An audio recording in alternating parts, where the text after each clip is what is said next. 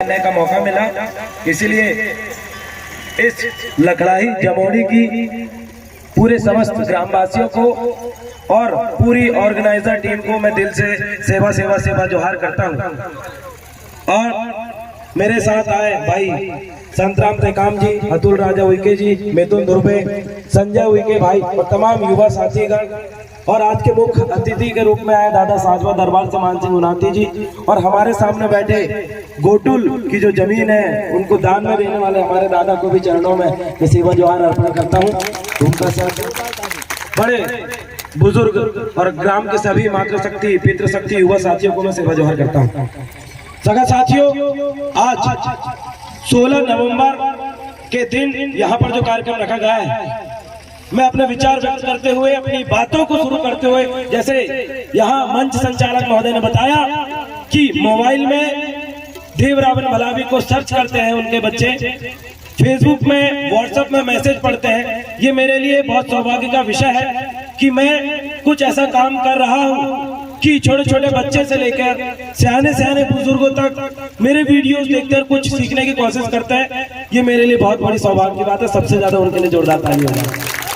सगा साथियों, अपनी पढ़ाई को कंटिन्यू करते हुए मैं सतपुड़ा लॉ कॉलेज का स्टूडेंट हूँ, अपनी पढ़ाई को करता हूँ, लेकिन उसके साथ साथ समाज में व्याप्त विभिन्न प्रकार की समस्याओं को लेकर लगातार आंदोलन संघर्ष ज्ञापन का मेरा अक्सर का काम रहा है। अभी आपने कल देखा बिरसा मुंडा जयंती, हमने कितने जोरों शोरों से गांव से आए हुए मेरे सभी युवा साथी, हजारों की संख्या में 20,000 से ज्यादा युवा साथी रैली में कल शामिल थे। और रैली में बड़े रूप में जब रैली निकाला तो बहुत सारे लोगों ने देखा, ये सोचा कि आज के समय युवा साथियों का ये काफिला सत्ता परिवर्तन का काम करेगा, सत्ता परिवर्तन का। ये बहुत बड़ी बात, ये संदेश इन युवाओं ने दिया। 23 तारीख को हमारा आंदोलन है परासिया में, जहां मैं ऐसे लोगों के लिए आंदोलन करने जा रहा हूं जिनकी जमीन जेपी कंपनी, गुप्ता ब्रदर्स और एक और जो कोयला खदान वाली कंपनी है, उनकी जमीन जिन्होंने छीन लिया है, वो कई दिन से पैसे का इंतजार कर रहे थे, उनका बेटा के नौकरी मिले इसके इंतजार कर रहे थे। लेकिन बड़े दुख की बात है, इतने बड़े बड़े हमारे छिंदवाड़ा में नेता होने के बावजूद भी पूरे छिंदवाड़ा में हमारे गरीब तबके के जो लोग हैं, चाहे वो किसी भी समुदाय से हो, किसी भी रंग भेद जाति से हो, वो आज ऐसी बड़ी बड़ी समस्याओं में गांव क्षेत्र में ग्रसित है। उनके लिए परासिया में एक बहुत बड़ा 23 तारीख को आंदोलन कर रहे हैं। उसी के साथ साथ संगम 1 संगम 2 के नाम से पूरा जो नदी के आठ साइड जो बांध बन रहा है तामिया जुन्नारदेव एरिया में, वहां पर भी हमने देखा हमारे गांव को लोगों को बड़े बड़े लोग आश्वासन दे दिए कि तुम्हारा बांध नहीं बनेगा, तुम्हारी जमीन नहीं जाएगी। लेकिन कहीं ना कहीं जो संवैधानिक जो कार्रवाई होती है, संवैधानिक जो कागजी कार्रवाई होती है, कानूनी कार्रवाई होती है, उससे उन लोगों को अनभिज्ञ कर दिया गया है। तो वो तमाम जानकारी लेकर क्या होती है ग्राम सभा, क्या होता है भू अर्जन अधिनियम, क्या होता है पंचायती राज अधिनियम, और क्या होता है विस्थापन नीति, और किस प्रकार से हमारे लोगों को लूटा जाता है जल जंगल जमीन से, इसका पाठ पढ़ाने के लिए हमारे नौजवान साथी अपने पढ़ाई और अपने परिवार को ध्यान में रखते हुए वहां पर जाकर उनके आंदोलन में सहभागिता निभा रहे हैं, दुख और दर्द में उनके साथ खड़े हो रहे हैं। यह है गोंडवाना स्टूडेंट यूनियन की एक नई पहचान। युवा साथियों, हम गांव-गांव जाकर यहाँ पर विभिन्न समुदाय के लोग बैठे हुए हैं। आज के समय में हमने देखा कि जी न्यूज में अचानक आज के समय, आज के दिन एक बहुत बड़ी न्यूज वायरल हुई। वो ये हुई कि गोंडवाना लैंड, आखिरकार गोंडवाना लैंड, पहली बार एक शब्द आया जिसका जी न्यूज में एक एंकर ने बहुत डीपली तरीके से समझाया, और उसमें उन्होंने बताया कि आखिरकार गोंडवाना शब्द और गोंडवाना लैंड जो भूभाग का नाम क्यों रखा गया है और इसके पीछे का बारीकी का इतिहास क्या है। न्यूज में उन्होंने बताया कि आज से 60 करोड़ साल पहले एक सुपर कॉन्टिनेंट किस प्रकार से इस पृथ्वी में 2 भूभाग में बटे, उनने बड़ी डीपली बताया। और बड़ी चाव की बात यह है कि फेसबुक में, व्हाट्सएप में, ट्विटर में, हर जगह हमारे युवा साथियों ने उसका कटिंग करके अपने व्हाट्सएप स्टेटस में लगाया और ये बताने की कोशिश किया कि जो गोंडवाना शब्द है वो एक जातिगत शब्द नहीं है। जो गोंडवाना शब्द है वो किसी पार्टी का शब्द नहीं है। एक गोंडवाना शब्द है वो किसी एक संस्कृति को डिफाइन नहीं करता है। उन्होंने ये बताने की कोशिश करा फेसबुक व्हाट्सएप के माध्यम से कि जो गोंडवाना शब्द है वो ये धरती का नाम है। जो गोंडवाना शब्द है जिस धरती में हम पैदा हुए इस भूभाग का नाम है। और आज के समय आज के दिन जिस गोंडवाना को सिर्फ गोंड समुदाय के बीच में रहता था, जिस गोंडवाना का मतलब हमारे सियाने बुजुर्ग लोगों को बताते बताते थक गए कि गोंडवाना शब्द पर्टिकुलर सिर्फ और सिर्फ एक गोंड समुदाय का नहीं है। ये शब्द तो भूभागीय शब्द है। इस भूभाग शब्द जो आज से 60 करोड़ साल पहले का जो इतिहास है, 20 करोड़ साल पहले किस प्रकार से यहाँ की सांस्कृतिक नाम रखा गया, ये इतिहास पूरे भारत देश में जाना। और माननीय प्रधानमंत्री हमारे भारत देश के नरेंद्र मोदी जी ने इस शब्द को उच्चारण किया। ये हमारे लिए बहुत बड़ी गर्व की बात है। और आज इसी शब्द के माध्यम से हमारा संगठन गोंडवाना स्टूडेंट यूनियन चलता है, जो कि कॉलेजों में चल रहे बड़ी बड़ी समस्याओं को लेकर हम प्रोफेसरों से, प्रिंसिपलों से, यूनिवर्सिटी के जो मेन डीन रहते हैं उनसे तक उलझ जाते हैं। अगर हमारे बच्चों की एक स्कॉलरशिप रुक जाती है, हमारे स्कूल में पढ़ने वाले, कॉलेज में पढ़ने वाले बच्चों की एक डिग्री रुक जाती है, उन बच्चों की स्टेशनरी में कोई प्रॉब्लम जाती है, अगर उन बच्चों के रिजल्ट के साथ कोई कॉलेजों में खिलवाड़ करता है तो हमारे युवा साथी उनसे जाकर उलझ कर और उन बच्चों को न्याय दिलाने का काम करते हैं। ये काम है गोंडवाना स्टूडेंट यूनियन का। कॉलेजों में आप पूछ लीजिए, छिंदवाड़ा जिले के अंदर चाहे वो बिछुआ का कॉलेज हो, चाहे वो जुन्नार देव का कॉलेज हो, चाहे वो अमरवाड़ा हर्रई का कॉलेज हो, चाहे छिंदवाड़ा का कॉलेज हो, चाहे छिंदवाड़ा यूनिवर्सिटी हो, इन यूनिवर्सिटी में उन तमाम प्रोफेसरों को पता है कि अगर यहाँ गोंडवाना स्टूडेंट यूनियन का युवा विद्यार्थी अगर आ गया तो कोई भी समुदाय के विद्यार्थियों के साथ अगर 1 साल 6 महीने अगर 2-2 साल से अगर कोई समस्या व्याप्त है, चल रही है, तो उसके लिए ये ऐसे लोग हैं जो यहीं पर धरने पे बैठ जाएंगे, भूख हड़ताल पे बैठ जाएंगे, लेकिन उन बच्चों को जरूर न्याय दिलाएंगे। ये हम गोंडवाना स्टूडेंट यूनियन का काम है। सगा साथियों, इसी के माध्यम से गोंडवाना शब्द भूभाग्य शब्द है, इसीलिए सभी जाति धर्म के लोग इस शब्द को अपनाएं, क्योंकि इस धरती का नाम ही गोंडवाना है। अगर हम इस धरती में पैदा हुए हैं, हमारे पुरखे इस धरती में पैदा हुए हैं, अगर हम ये साबित करना चाहें कि हम इस देश के लोग हैं, हम कहीं और जगह से नहीं आए हैं, हम यहीं पैदा हुए हैं, अगर इस बात को शब्द को साबित करने की अगर बारी आएगी तो आपको सर्वप्रथम ये साबित करना पड़ेगा कि आप सुपर कॉन्टिनेंट गोंडवाना भूभाग में पैदा होने वाले लोग हो, तब जाके आप इस देश के मूल निवासी कहलाओगे। अन्यथा एनआरसी और एनपीआर के नाम को से आपको देश से बाहर भी किया जा सकता है। इसलिए गोंडवाना शब्द को मीनिंग को समझिए। और अगली बात मैं आपको बताना चाहता हूं, आज छिंदवाड़ा में राजनीतिक सत्ता में बड़ी मात्रा में युवा नेतृत्व सामने आया है, चाहे वो किसी भी जाति का हो, किसी भी समुदाय का हो, किसी भी वर्ग का हो। आज के समय युवा नेतृत्व का पॉलिटिक्स में एंट्री मारना ये सत्ता परिवर्तन का समय है, क्योंकि अभी तक हमने देखा कि हमारे पॉलिटिकल पार्टियों में हमने देखा कि कभी भी एक बुजुर्ग व्यक्ति और कई उम्र के लोग, अनुभवी लोग भी थे और कुछ ऐसे लोग भी एंटर कर चुके थे जिनको पॉलिटिक्स नहीं समझती थी, जिनको गवर्नमेंट की विभिन्न प्रकार की स्कीमें, योजनाएं और बहुत सारी रणनीति इस जनता को, इस ग्रामीण जनों को और इन युवाओं के लिए क्या बनाना चाहिए और क्या नहीं बनाना चाहिए, यह जानकारी नहीं थी। लेकिन गर्व की बात यह है कि आज के समय पढ़ लिख कर हमारे बच्चे अगर पॉलिटिक्स में एंट्री करते हैं, पॉलिटिक्स मतलब जनप्रतिनिधि अगर बनते हैं, अगर वो विधानसभा में, संसद भवन में जाकर हमारे इन छिंदवाड़ा वासियों के लिए, इस छिंदवाड़ा में रहने वाले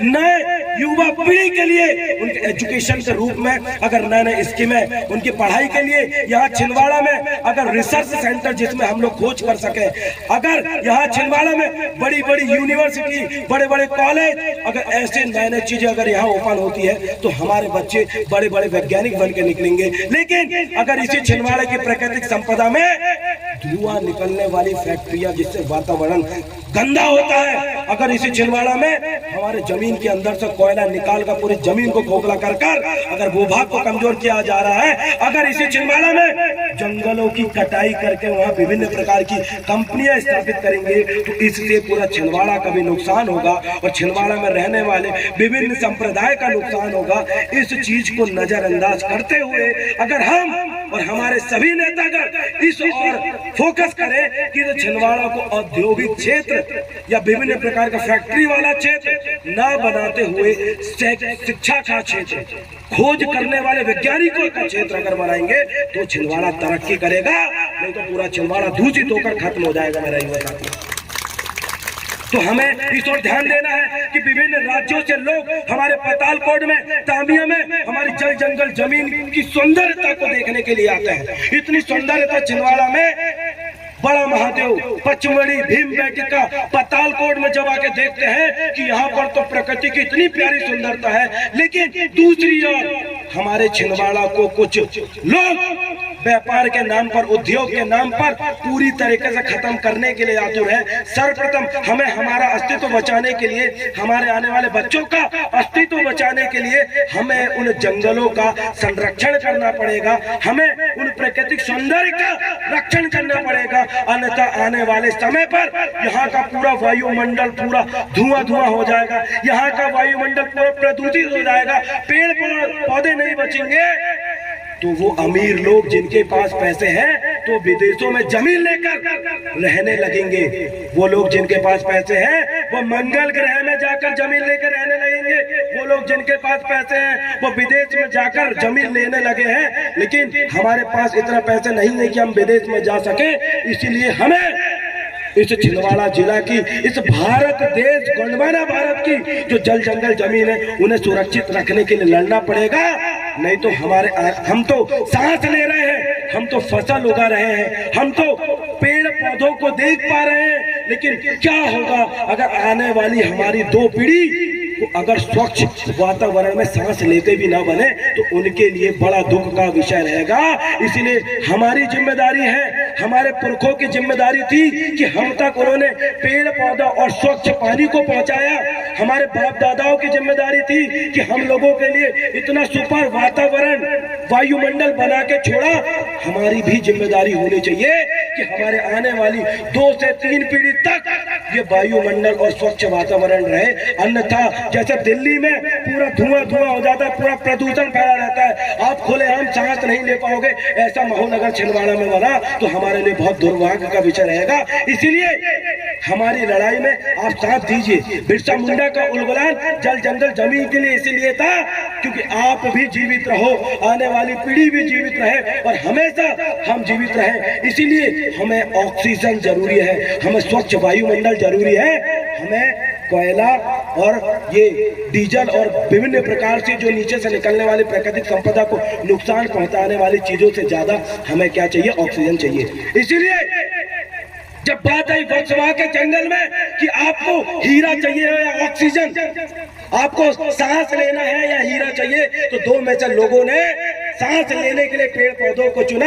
इसलिए 20 लाख से भी ज्यादा पेड़ पौधे जो वहां पर लगे हुए उनको सुरक्षित कर पाया। और दूसरी चीज मैं आपको बता दूं, आज राजनीति में परिवर्तन ऐसे आया है कि चाहे वो आदिवासी समाज हो, अगर वो सामाजिक रूप से मजबूत है तो उनके समाज में कोई भी विपदा आए तो वो लोग आपस में खड़े हो जाते हैं। अगर यहाँ पर पाल समुदाय है तो पाल समुदाय की समाज में अगर एकता है तो उनके समाज से व्यक्ति नेतृत्व करता, राजनीति में अपनी एक नेतृत्व भूमिका निभा सकता है और अपने समाज के लिए कुछ अलग कर सकता है। अगर यहाँ पर मुसलमान समुदाय का व्यक्ति है, अगर उसके समाज में एकता है तो अपने समाज का विकास वो कर सकता है और राजनीति में अहम भूमिका निभा सकता है।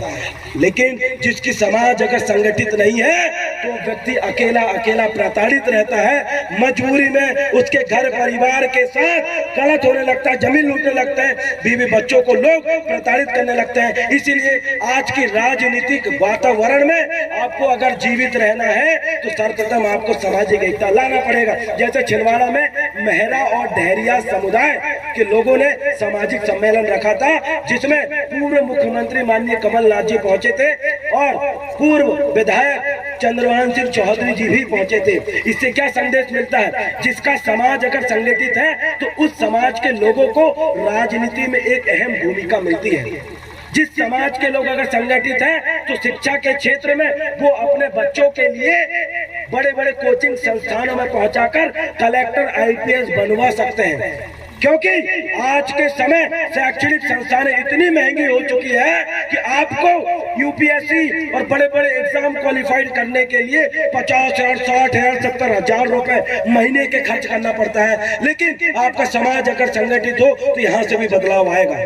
दूसरी चीज मैं आपके सामने बता दूं, छिंदवाड़ा जिले में जब हम इतिहास निकालते हैं आदिवासी समुदाय का तो हम देखते हैं कि इतनी सारी सीटें आरक्षित है, लेकिन क्या वजह है कि आरक्षित होने के बावजूद भी यहाँ का आदिवासी समुदाय पहले की तरह ही गरीब है। उसका अब परिवर्तन करने का समय आ चुका है। अब आगामी समय में पंचायत चुनाव आ रहे हैं, तो पंचायत जो चुनाव है, जो लोग आपको कहते हैं कि राजनीति बुरी चीज है, राजनीति गंदी चीज है, वो इसीलिए आपको ये शब्द कहते हैं क्योंकि वो चाहते ही है कि आप और आपके पुरखे, आपके खानदान के लोग राजनीति में ना आए। अगर राजनीति इतनी ही बुरी चीज होती तो आज एक बड़ा से बड़ा नेता का बेटा नेता नहीं बनता। वो लोग हमें बरगलाते हैं और कहते हैं कि राजनीति गंदी चीज होती है और खुद के बेटे को नेतागिरी में उतार देते हैं। दुनिया की कोई भी पार्टी देख लीजिए आप, सभी पार्टियों में बड़े बड़े नेता मुख्यमंत्री बन गए, प्रधानमंत्री बन गए और वो धीरे से अपने बच्चों को या तो बड़ी से बड़ी नौकरी पोस्ट में बिठा देते हैं या तो उठा के लाके राजनीति में लेकर जाते हैं और दूसरे के बच्चों को बोलते हैं कि तुम सरकारी नौकर ही बनो, राजनीति गंदी चीज होती है। तो ये विचारधारा को समझिए, अन्याय, अत्याचार और शोषण इसी प्रकार से वर्गलाया जा रहा है। इसलिए वक्त आ चुका है कि हमें सरकारी नौकरियों में भी बड़े पदों के लिए तैयारी करना है। हमें छिंदवाड़ा में बड़े व्यापारी बनना है, हमें बड़े से बड़े वैज्ञानिक बनना है और हाँ, छिंदवाड़ा में बड़ा सा बड़ा नेता बनना है। और उसके लिए आपको सबसे बड़ी बात बता दूं, छिंदवाड़ा जिले में आदिवासी समाज के लिए महापौर सीट रिजर्व हुई है। आगामी समय में सूचना मिल रही है कि सांसद सीट भी रिजर्व होगी। मतलब सत्ता परिवर्तन का ये मूल समय ये आया है कि अब गोंडवाना छिंदवाड़ा में बड़े तेजी से जाग चुका है। छिंदवाड़ा में गोंडों की आबादी 10 लाख से ज्यादा है। अगर गोंड चाहे तो छिंदवाड़ा में 2-2 सांसद बना सकते हैं और वही परिवर्तन यहाँ के युवा क्रांति ला चुके हैं। मतलब आने वाले समय में गोंडवाना जो समुदाय है, चाहे वो राजनीतिक रूप से, सामाजिक रूप से मजबूत होने वाला है। इसलिए तमाम समुदायों के लोगों से मैं आग्रह करना चाहूंगा कि मिलजुल कर भाग ले, मिलजुल कर साथ दे। तो हम छिंदवाड़ा में वो लोग जो बाहर से आकर नेतागिरी चमका रहे हैं, वो लोग जो बाहर से आकर कोलमाई क्षेत्र में कब्जा जमाए बैठे हुए हैं, तो ऐसे लोगों की छुट्टी करने की देरी आ चुकी है। अब छिंदवाड़ा का कोई भी वर्ग का मूल निवासी यही आके राजनीति करेगा और यही आके बड़े से बड़ा व्यापारी बनेगा। ये समय कब आएगा? जब आप सब लोग मिलकर साथ देंगे तो एसटी, एससी, ओबीसी और हमारे चाहे मुसलमान भाइयों, पाल भाइयों, टहरिया भाइयों, वर्मा जी हो, हम सब मिलके एक नए क्रांति ला सकते हैं और छिंदवाड़ा में हर प्रकार से हमारा नेतृत्व मजबूत कर सकते हैं। और एक दिन आएगा कि छिंदवाड़ा का ही मूल निवासी जाकर दिल्ली में तिरंगा झंडा फहराएगा। साथियों, वो समय हमें लाना है। आप और हम मिलकर जाति धर्म का भेदभाव न करते हुए मिलकर ये परिवर्तन करेंगे तो हमारे बच्चे कोटा जाकर पढ़ाई करने की जरूरत नहीं पड़ेगी। कोटा जो पूरे भारत में सबसे एजुकेशन के नाम पर बहुत टॉप में है, कोटा में जाकर बच्चे हमारे एजुकेशन लेते हैं। हम ऐसा समय लाना चाहते हैं कि शैक्षणिक जो शिक्षा का हब है, शिक्षा में सबसे नंबर 1 पे अगर कोई है तो छिंदवाड़ा को बनाना चाहिए। हम फैक्ट्री और धुआं निकलने वाली कंपनियों में छिंदवाड़ा को नंबर 1 नहीं बनाना चाहते। हम अपने बच्चों को बिना सांस लिए मरने देना नहीं चाहते। इसलिए छिंदवाड़ा को अगर बनाना चाहेंगे तो हम शिक्षा का और वैज्ञानिक निकलने वाली फैक्ट्री बनाएंगे, जहाँ बड़े से बड़े IAS, IPS निकले, बड़े से बड़े वैज्ञानिक निकले। ऐसा छिंदवाड़ा हम देखना चाहते हैं और प्राकृतिक संपदा के बीच रहना चाहते हैं। इतना कहकर अपने में विचार को वाइंड अप करूंगा। बड़ा पैंता, सजोर पैंता, बड़ा पैंता इसलिए बोलता हूं कहूँ बड़ा पैन, बड़ा देव, बड़ा मतलब सबसे बड़ा देव, मतलब जिसे हम पूजते हैं। इस दुनिया में आसमान से बड़ा कुछ नहीं है, धरती से बड़ा कुछ नहीं है, ये वायु से बड़ा कुछ नहीं है। इसलिए ये धरती आकाश आसमान को ही हम बड़ा देव कहते हैं, उसी का प्रतीक बड़ा देव है। और दूसरे नंबर पे हम सबसे बड़ा भगवान, हमारे मम्मी पापा, हमारे दादा दादी को हम सबसे बड़ा भगवान कहते हैं। इसलिए हम आदिवासियों के लिए हमारे माँ बाप दादा दादी भगवान, और ये प्रकृति शक्ति बड़ा देव हम कहते हैं। सजोर पेंटा। और इसके अलावा हम कोई भगवान को नहीं मानते। हमारा मानना है जिस माँ बाप ने हमें जन्म दिया है, जिस माँ ने 9 महीने कोख में रखी है, जिस बाप ने बड़ी मजदूरी करके हमें पाला है, जिस माँ ने हमें खाना पीना चलना बोलना सिखाई है, उससे बड़ा भगवान इस दुनिया में कोई नहीं होता। इसलिए अपने अपने माता पिता के लिए एक बार हम जोहार करेंगे। मातृ शक्तिता, पितृ शक्तिता। बहुत बहुत धन्यवाद। और मेरे साथ आए तमाम युवा साथियों को भी मैं जोहार करना चाहता हूँ। आदरणीय मिथुन धुर्वे भाई, हो सकता है आगामी जो जिला पंचायत या फिर जनपद या फिर सरपंच चुनाव में अपने प्रतिभागिता निभाएंगे, तो बहुत सारे ऐसे युवा आपके क्षेत्र से खड़े होंगे, तो युवाओं का साथ दीजिए। अगर परिवर्तन चाहते हो तो ये शिक्षित युवा है, कुछ अच्छा परिवर्तन लाएंगे। क्यों? क्योंकि आज के समय नौकरी भी इतनी आसानी से नहीं मिल रही है जितनी आसानी से नेता बन जा रहे हैं। नौकरी में अगर हमें शिक्षक या बड़ा SI SP बनने के लिए 24 साल पढ़ाई करनी पड़ती है, लेकिन नेता बनने के लिए ढंग से 3 साल कर लिए तो बड़ा से बड़ा नेता बन जाता है। और वो उन नौकरी वालों को इशारों पे नचाता है, तो हम लोगों को नेता बनना भी जरूरी है। बहुत बहुत धन्यवाद। आदरणीय मिथुन धुर्वे जी के लिए जोरदार ताली हो जाए। भाई ने मुझे यहाँ पर आमंत्रित किया। फिर आदरणीय बड़े भाई विक्रम आके जी की जो शादी का रिसेप्शन था, हम वहाँ पर बिजी थे, आना नहीं हो रहा था, लेकिन भाई मिथुन धुर्वे ने इसके लिए हमें आमंत्रित किया, उसलिए भी उनको सेवा जोहार अर्पण करते हैं। बहुत बहुत धन्यवाद।